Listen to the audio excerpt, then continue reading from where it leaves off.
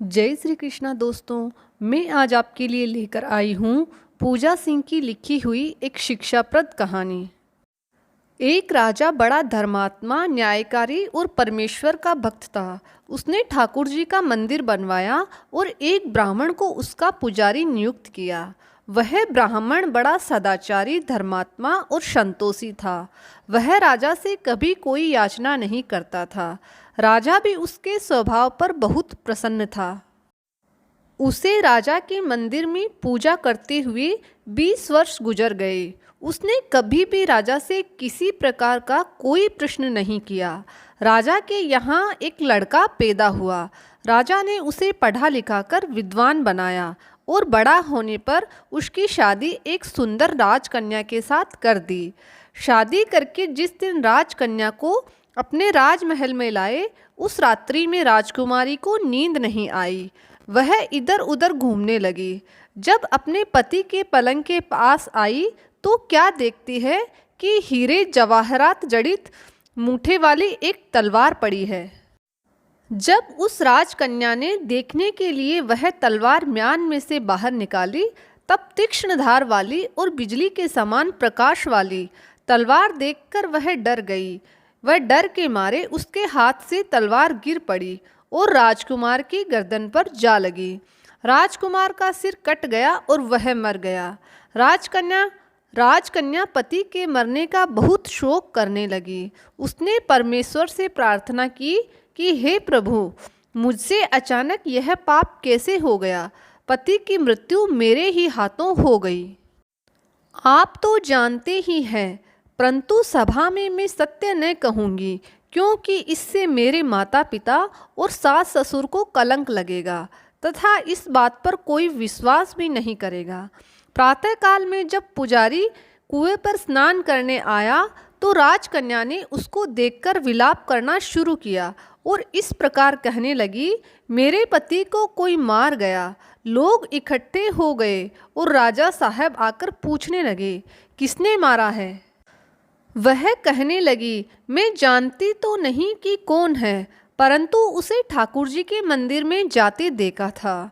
राजा समेत सब लोग ठाकुर जी के मंदिर में आए तो ब्राह्मण को पूजा करते हुए देखा।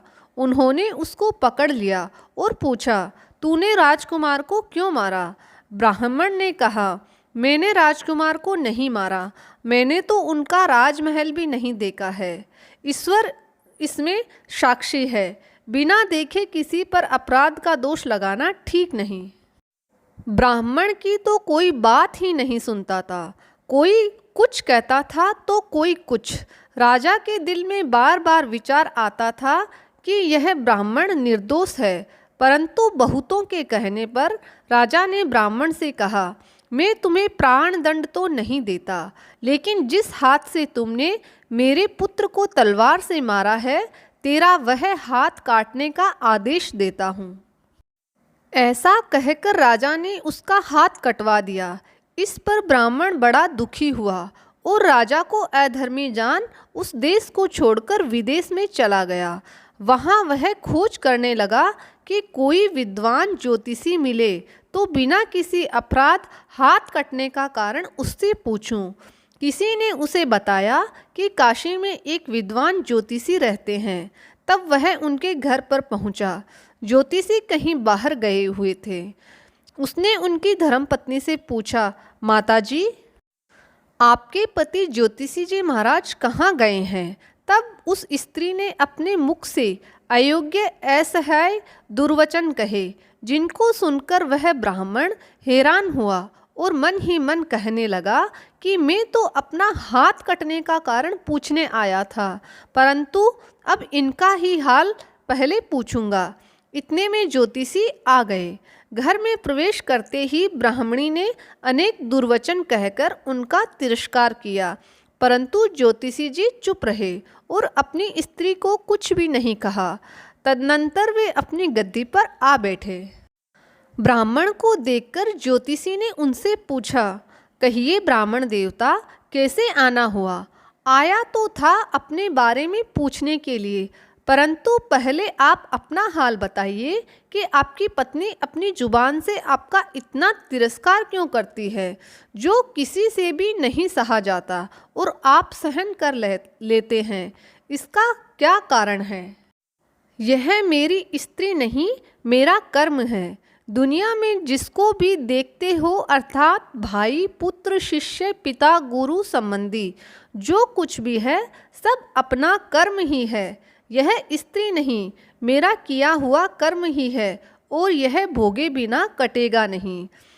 अवश्यमेव भोक्तव्यम कृतं कर्म शुभाशुभम, नाभुक्तं क्षीयते कर्म कल्पकोटिश तेरपि। अपना किया हुआ जो भी कुछ शुभ अशुभ कर्म है वह अवश्य ही भोगना पड़ता है। बिना भोगे तो सैकड़ों करोड़ों कल्पों के गुजरने पर भी कर्म नहीं टल सकता। इसलिए मैं अपने कर्म खुशी से भोग रहा हूँ और अपनी स्त्री की ताड़ना भी नहीं करता, ताकि आगे इस कर्म का फल ना भोगना पड़े। महाराज, आपने क्या कर्म किया था? सुनिए, पूर्व जन्म में मैं कौवा था और मेरी स्त्री गधी थी। इसकी पीठ पर फोड़ा था। फोड़े की पीड़ा से यह बड़ी दुखी थी और कमजोर भी हो गई थी। मेरा स्वभाव बड़ा दुष्ट था, इसलिए मैं इसके फोड़े में चोंच मारकर इसे ज़्यादा दुखी करता था। जब दर्द के कारण यह कूदती थी तो इसकी फजीहत देखकर मैं खुश होता था। मेरे डर के कारण यह सहसा बाहर नहीं निकलती थी, किंतु मैं इसको ढूंढता फिरता था। यह जहाँ मिले वहीं इसे दुखी करता था।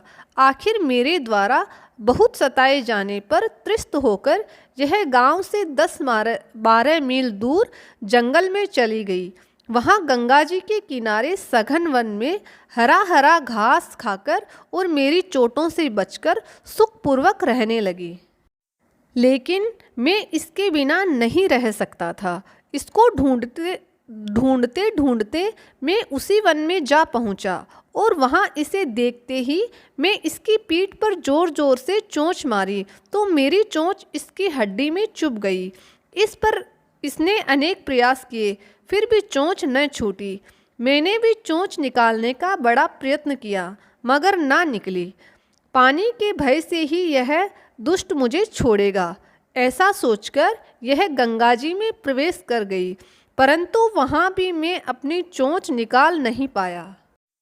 आखिर में यह बड़े प्रवाह में प्रवेश कर गई। गंगा का प्रवाह तेज होने के कारण हम दोनों बह गए और बीच में ही मर गए।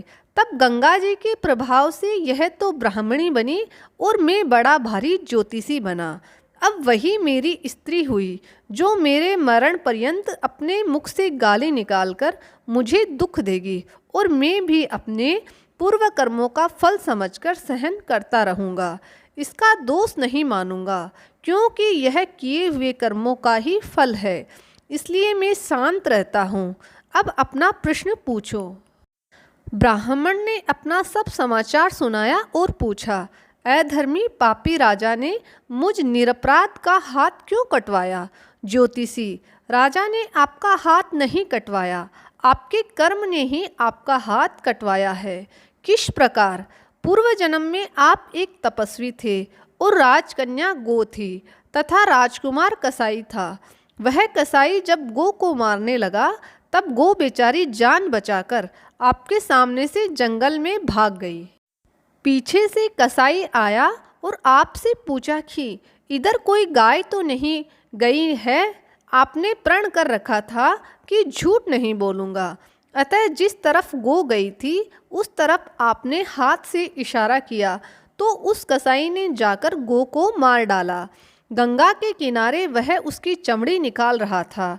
इतने में ही उस जंगल से शेर आया और गो एवं कसाई दोनों को खाकर गंगा जी के किनारे ही उनकी हड्डियां उसमें बह गई। गंगा जी के प्रताप से कसाई को राजकुमार और गो को राजकन्या का जन्म मिला एवं पूर्व जन्म के किए हुए उस कर्म ने एक रात्रि के लिए उन दोनों को इकट्ठा किया, क्योंकि कसाई ने गो को हंसिए से मारा था। इसी कारण राजकन्या के हाथों अनायास ही तलवार गिरने से राजकुमार का सिर कट गया और वह मर गया। इस तरह अपना फल देकर कर्म निवृत्त हो गया। तुमने जो हाथ का इशारा रूप कर्म किया था, उस पाप कर्म ने तुम्हारा हाथ कटवा दिया है।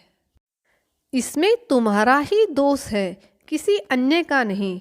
ऐसा निश्चय कर सुखपूर्वक रहो। कितना सहज है ज्ञान संयुक्त जीवन। यदि हम इस कर्म सिद्धांत को मान ले और जान ले तो पूर्वकृत घोर से घोर कर्म का फल भोगते हुए भी हम दुखी नहीं होंगे, बल्कि अपने चित्त की समता बनाए रखने में सफल होंगे। भगवान श्री कृष्ण इस समत्व के अभ्यास को ही समत्व योग संबोधित करते थे, जिसमें दृढ़ स्थिति प्राप्त होने पर मनुष्य कर्म बंधन से मुक्त हो जाता है। तो दोस्तों, कैसी लगी आपको आज की कहानी? अगर कहानी पसंद आई तो चैनल को लाइक और सब्सक्राइब जरूर करिएगा। मैं ऐसी ही मोटिवेशनल और शिक्षाप्रद कहानियाँ आपके लिए लेकर आती रहूँगी। जय श्री कृष्णा।